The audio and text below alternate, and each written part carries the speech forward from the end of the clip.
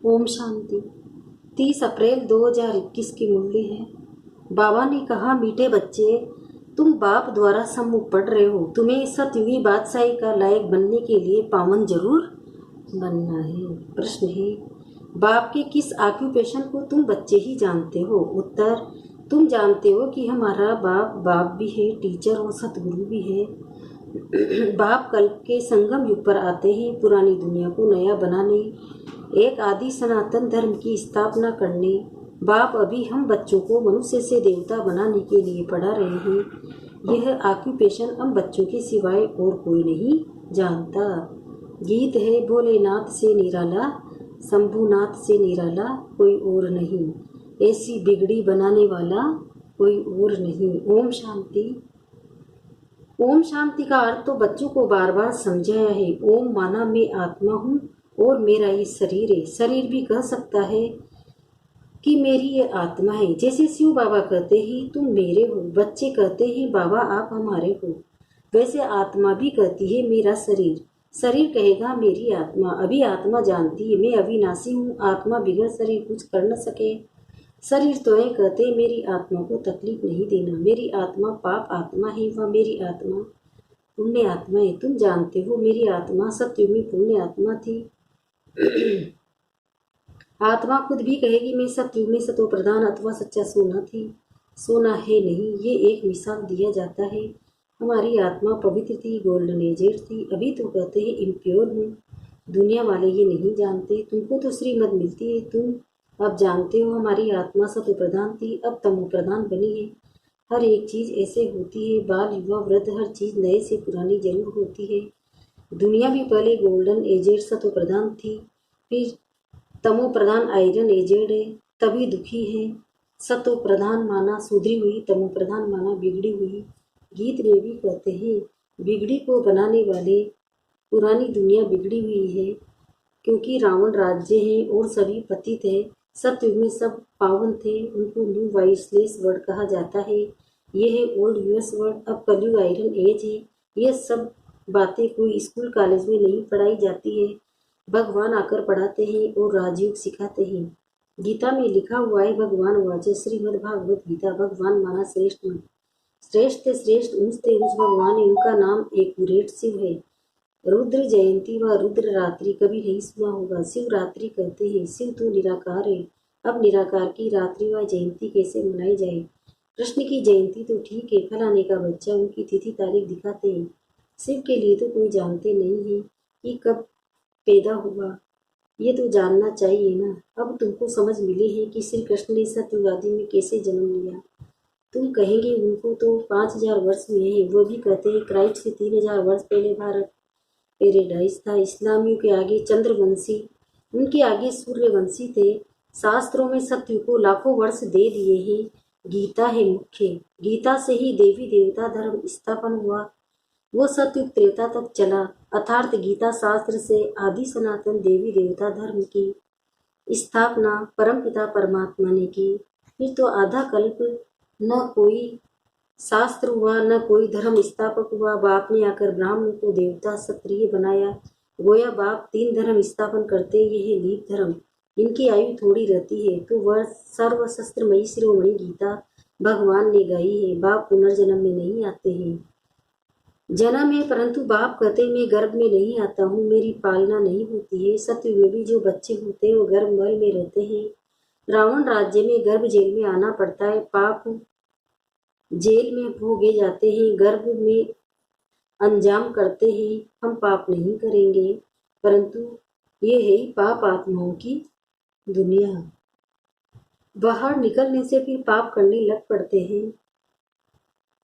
वहाँ की वहाँ रही, यहाँ भी बहुत प्रतिज्ञा करते हैं हम पाप नहीं करेंगे, एक दो पर काम कटारी नहीं चलाएंगे, क्योंकि ये विकार आदि मध्य अंत दुख देता है। सत्य में विष है नहीं, तो मनुष्य आदि मध्य अंत किस जन्म दुख नहीं भोगते नहीं, क्योंकि राम राज्य उसकी स्थापना अब बाप फिर से कर रहे हैं। संगम पर स्थापना होगी न। जो भी धर्म स्थापक करने आते हैं उनको कोई भी पाप नहीं करना है। आधा समय पुण्य आत्मा, फिर आधा समय बाद पाप आत्मा बनते हैं। तुम सत्युग त्रेता में पुण्य आत्मा रहते हो, फिर पाप आत्मा बनते हो। सत्य युग सतो प्रधान आत्मा जब ऊपर से आती है तो सजाएं खा नहीं सकती। क्राइस्ट की आत्मा धर्म स्थापन करने आई है, उनको कोई सजा मिल न सके। कहते क्राइस्ट को क्रोस पर चढ़ाया, परंतु उनकी आत्मा ने कोई विकर्म आदि किया ही नहीं है। वो किसके जिसके शरीर में प्रवेश करते हैं उनको दुख होता है, वह सहन करते हैं। जैसे इसमें बाबा आते हैं, वह तो है ही सतो प्रधान। कोई भी दुख तकलीफ इनकी आत्मा को होता है, शिव बाबा को नहीं होता है। वह तो सदैव सुख शांति में रहते हैं, एवर सतो प्रधान है, परंतु आते तो इस पुराने शरीर में है ना। वैसे क्राइस्ट की आत्मा में जिसने प्रवेश किया उस शरीर को दुख हो सकता है, क्राइस्ट की आत्मा दुख नहीं भोग सकती, क्योंकि सतो रजो तमो में आती है। नई नई आत्माएं आती भी है ना, तो उनको पहले जरूर सुख भोगना पड़े, दुख भोग नहीं सकती, लो नहीं करता।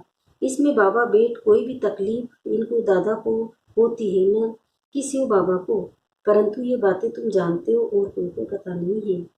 ये सब राज अभी बाप पेट समझाते। इस सहज राजयोग से स्थापना हुई थी, फिर भक्ति मार्ग में भी यही बातें गाई जाती है। इस संगम पर जो कुछ होता है वो गाया जाता है। भक्ति मार्ग शुरू होता है तो फिर शिव बाबा की पूजा होती है। पहले पहले भक्ति कौन करता है? वही लक्ष्मी नारायण जब राज्य करते थे तो पूज्य थे, फिर वाम मार्ग में आ जाते हैं तो फिर पूज्य से पुजारी बन जाते हैं। बाप समझाते हैं तुम बच्चों को पहले पहले बुद्धि में आना चाहिए कि निराकार परमपिता परमात्मा इस द्वारा हमको पढ़ाते हैं। ऐसी और कोई जगह सारे वर्ल्ड में हो न सके जहाँ ऐसे समझाते हो। बाप ही आकर भारत को फिर से स्वर का वर्षा देते हैं। त्रिमूर्ति के नीचे लिखा हुआ है deity world sovereignty is pure God fatherly birth right. Shiv Baba आकर तुम बच्चों को स्वर की बादशाही का वर्षा दे रहे हैं, लाइक बना रहे हैं। तुम जानते हो बाबा हमको लाइक बना रहे हैं। पतित थे ना, पावन बन जाएंगे, फिर ये शरीर नहीं रहेगा। रावण द्वारा हम पतित बने हैं, फिर परम पिता परमात्मा पावन बनाए, पावन दुनिया का मालिक बनाते हैं। वही ज्ञान का सागर पतित पावन है। यह निराकार बाबा हमको पढ़ा रहे हैं। सब तो इकट्ठा नहीं पढ़ सकते हैं, सम्मुख तुम थोड़े बैठे हो, बाकी सब बच्चे जानते हैं। अभी शिव बाबा ब्रह्मा के तन में बैठ सृष्टि के आदि मध्य अंत का नॉलेज सुनाते होंगे। वो मूल्य लिखित द्वारा आएगी और सत्संग में ऐसा थोड़ी ही समझेंगे। आजकल टेप मशीन भी निकली है, इसलिए भर कर भेज देते हैं। वो कहेंगे फलाने नाम वाला गुरु सुनाते हैं, बुद्धि में मनुष्य ही रहता है। यहाँ तो वो बात है नहीं। ये तो निराकार बाप नॉलेजफुल है, मनुष्य को नॉलेजफुल नहीं कहा जाता। गाते God father is knowledgeful blissful peaceful, तो उनका वर्षा भी चाहिए ना। उनमें जो गुण है वो बच्चों को मिलने चाहिए। अभी मिल रहे हैं। गुणों को उदाहरण कर हम ऐसे लक्ष्मी नारायण बन रहे हैं। सब तो राजा रानी नहीं बनेंगे। गाया जाता है राजा रानी वजीर, वहाँ वजीर भी नहीं रहता, महाराजा महारानी में पावर रहती है। जब भिखारी बनते हैं तब वजीर आदि होते हैं, आगे मिनिस्टर आदि भी नहीं थे। वहाँ तो एक राजा रानी का राज्य चलता था। उनको वजीर की क्या दरकार है, राय लेने की दरकार नहीं, जबकि खुद मालिक है। यह हिस्ट्री जोगियों की। परंतु पहले पहले तो उठते बैठते ये बुद्धि में आना चाहिए कि हमको बाप पढ़ाते, योग सिखाते, याद की यात्रा पर रहना है। अभी नाटक पूरा होता है, हम बिल्कुल पतित बन गए हैं, क्योंकि विकार में जाते हैं, इसलिए पाप आत्मा कहा जाता है।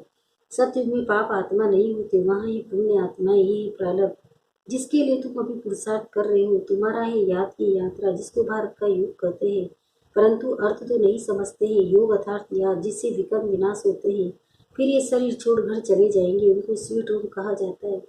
आत्मा कहती है हम शांति धाम की रहवासी है, हम वहाँ से अशरीरी आए हैं, यहाँ पाठ बजाने के लिए शरीर लिया है। ये भी समझाया है माया 5 विकारों को कहा जाता है। ये 5 भूत है, काम क्रोध लोभ मोह अहंकार। नंबर 1 है दे अभिमान का भूत। बाप समझाते हैं सतयुग में विकार होते नहीं है, उसको निर्विकारी दुनिया कहा जाता है। विकारी दुनिया को निर्विकारी बनाना ये तो बाप का ही काम है। उनको ही सर्वशक्तिमान ज्ञान का सागर पतित पावन कहा जाता है।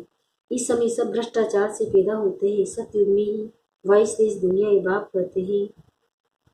अब तुमको विवश से वाइसलेस बनना है, कहते हैं इस बिगर बच्चे कैसे पैदा होंगे। बाप समझाते हैं अभी तुम्हारा ये अंतिम जन्म है, मृत्यु लोक ही खत्म होना है, फिर इसके बाद विकारी लोग होंगे नहीं, इसलिए बाप से पवित्र बनने की प्रतिज्ञा करनी है।